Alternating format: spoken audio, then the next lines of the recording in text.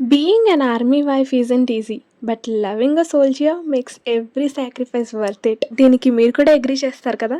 Comment సెక్షన్లో చెప్పండి, ఓకేనా? హలో అండి, ఈ రోజు నేనైతే నా మంత్లీ చెకప్ కోసం హాస్పిటల్కి వెళ్తున్నా. ఫ్యూ డేస్ బ్యాక్ అయితే టాబ్లెట్స్ అయిపోయాయని హడావిడిలో డాక్టర్ గారు ఉన్నారో లేదో కూడా తెలుసుకోకుండా వెళ్ళిపోయాం. తీరా చూస్తే డాక్టర్ గారు లేరు.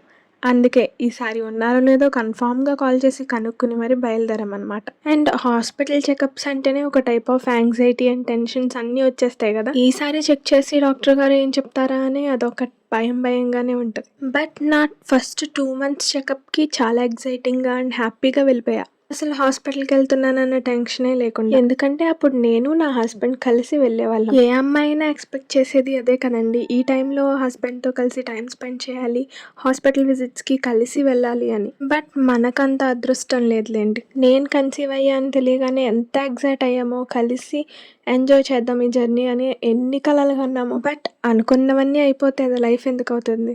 2 monthsకి తను డ్యూటీకి వెళ్ళిపోవాల్సి వచ్చింది. అట్లీస్ట్ క్వార్టర్స్ అవైలబుల్ ఉన్నా ఏదోలా తీసుకెళ్లేవాడేమో. బట్ మాకు ఆప్షన్ కూడా లేకుండా పోయింది. మళ్ళీ డెలివరీ టైం వచ్చే వరకు వెయిట్ చేయటమే. స్టార్టింగ్లో చాలా కష్టంగా ఉండేది. ప్రతి డాక్టర్ విజిట్కి వెళ్ళినప్పుడు చుట్టూ హస్బెండ్స్ అందరూ వాళ్ళ వైఫ్స్తో వచ్చేవాళ్ళు. నా హస్బెండ్ కూడా ఉంటే బాగుండేది కదా అనిపించేది. ప్రతి విషయం, బేబీ కిక్స్ నుంచి స్కాన్ డీటెయిల్స్ వరకు అన్నీ ఫోన్లో తెలుసుకోవడమే తప్ప డైరెక్ట్గా ఎక్స్పీరియన్స్ చేయలేడు. డైలీ ఫోన్ చేయవు, అంత బిజీనా అని అస్తమాను కోపడుతూ ఉండేదాన్ని. నేనే ఎక్కువ మిస్ అవుతున్నాయేమో తనకంటే, తనేం మిస్ అవ్వట్లేదేమో అని కూడా అనుకునేదాన్ని.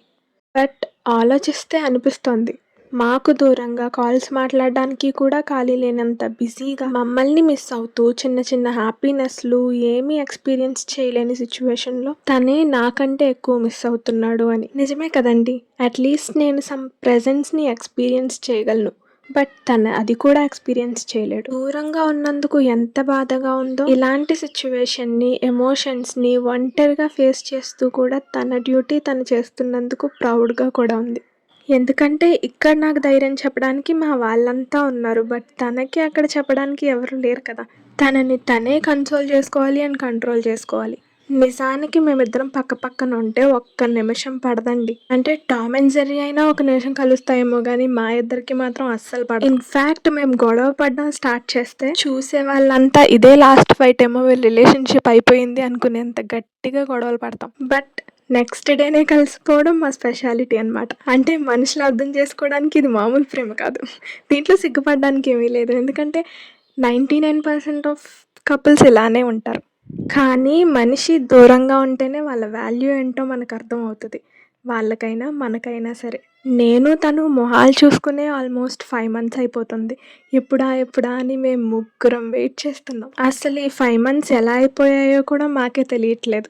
నేనే కాదు, చాలామంది ఉమెన్ ఇది ఫేస్ చేస్తూనే ఉంటారు. నో ఆర్మీ వైఫ్స్ లైఫ్ బ్యూటిఫుల్గా ఉంటుంది, కానీ ఆ బ్యూటిఫుల్ లైఫ్ వెనకాల చాలా సాక్రిఫైసెస్ ఉంటాయి. మీ లైఫ్లో కూడా ఇలాంటి ఎక్స్పీరియన్సెస్ని ఫేస్ చేసే ఉంటారు. అవన్నీ నాతో షేర్ చేసుకోవడం మాత్రం మర్చిపోకండి. But remember one thing, we're stronger more than we think. I hope ఈ వీడియో మీకు నచ్చిందని అనుకుంటున్నాను. Thank you.